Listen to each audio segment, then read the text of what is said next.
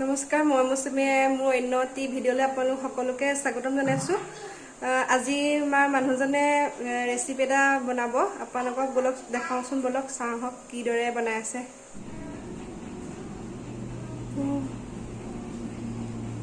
এয়া আমাৰ এখেতে আজি বজাৰৰ পৰা মাছ আনিছিলে। এয়া বাহু মাছ হয় আৰু এয়া হৈছে ফুলকবি আৰু এয়া বিলাহী দুটা সৰু সৰুকৈ কাটি দিছোঁ।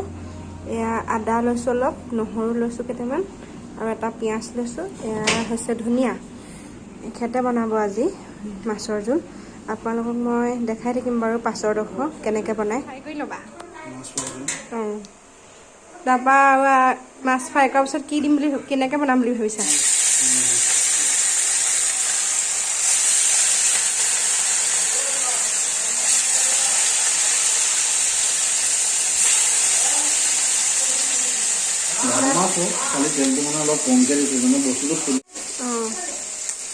মাছখিনি ফ্ৰাই কৰাৰ পিছত এয়া ফুলকবি আলু কি কৰিবা? ফুলকবি আলু কাটি থোৱা আছে।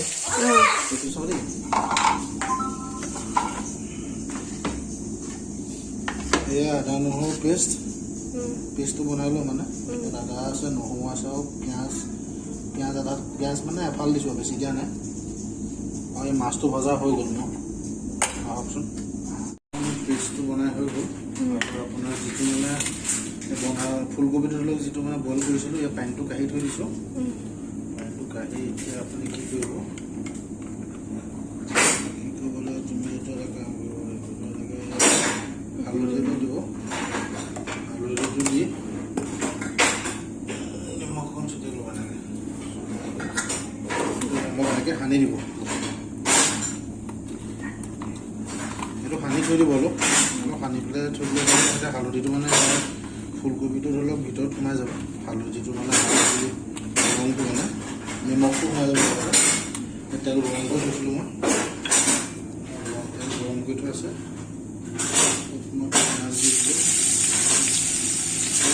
এটা দিছোঁ দেই, আপোনালোকে এফালো দিব পাৰে, এফালো দিব পাৰে, নিজৰ কথা নাযায়।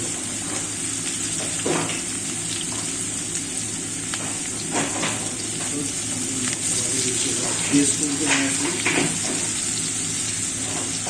পেষ্ট অলপ থৈ দিছোঁ, অলপ পিছত দিব লাগিব। বাকী আৰু দিব লাগিব।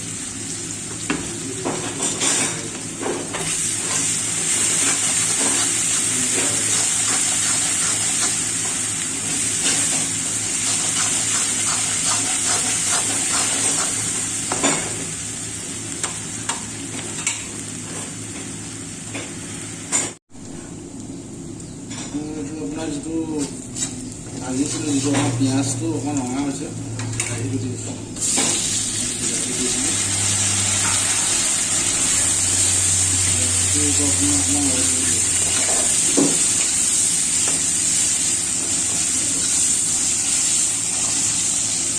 বিলাহীটো যিটো দিলোঁ, এতিয়া সেইটো অলপ এনেকৈ লগাই পেলাই ঢাকি দিব লাগিব। তেতিয়া হ'লে বিলাহীটো পূৰা পিচি যাব, মানে গুৰি নিচিনা হ'ব। এনেকৈ ঢাকি থৈছোঁ। চাওঁচোন, মই অলৰেডি আপোনাৰ বিলাহী ধৰি লওক যিটো মানে মিক্সাৰটো আছিলে, সেইটো মানে বিলাহীটো মই অলপ এনেকৈ ভাঙি পেলাই বস্তুটো মিক্স কৰি ধুনীয়াকৈ হেৰি কৰি দিলোঁ। অলপ জেলি টাইপৰ নিচিনা বনাই দিলোঁ। ধুনীয়াকৈ আপুনি কি কৰিব, এইটো যিটো আছিলে ফুলকবি দি থৈ দিব।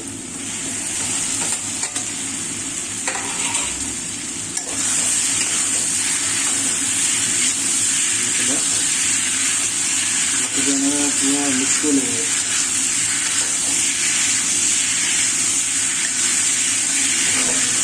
বা ধুনীয়া কালাৰ হৈছে, ধুনীয়া কালাৰ হৈছে। মাছত যোৱা মছলাখিনি দি দিলে,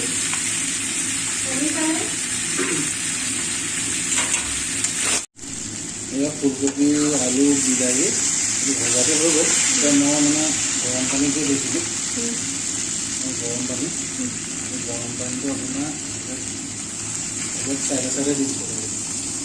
গৰম পানীটো দি দিলোঁ। গৰম পানীটো দিয়াৰ পাছত বস্তুটো এনেকুৱাকৈ ওলাই দিব।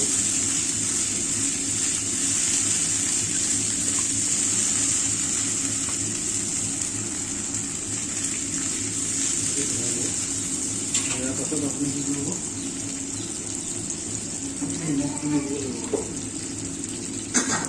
নিমখটো অলপ এনেকৈ ছটিয়াই দিব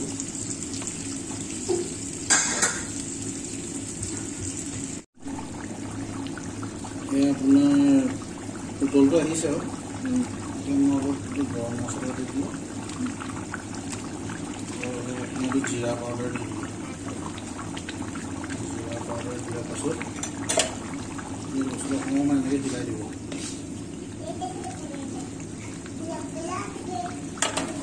তাৰপিছত আপুনি কি কৰিব মাছটো ইয়াত দি দিব এনেকৈ চবেই জোলত দিয়া মাছ থাকে সেইটো কাৰণে ধৰক বেছি দিয়া নাই 4 পিচমান দিছোঁ আৰু বাকীটো মই এনেকৈ থৈ দিছোঁ ফ্ৰাইকৈ পাব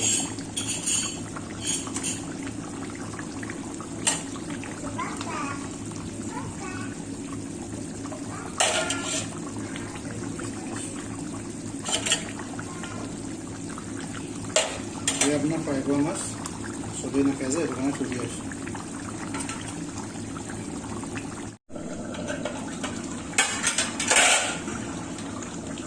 এয়া মাছৰ জোলটো ৰেডি হৈ গ'ল এতিয়া কি কৰিম নমোৱাৰ আগে আগে আপোনাৰ এনেকৈ ধনিয়া দুডালমান এনেকৈ কাটি দিম ধনিয়াটো কাটি দিয়ে চাইডত অলপ ধুনীয়া আহে মানে ধনিয়াটো দি দিলোঁ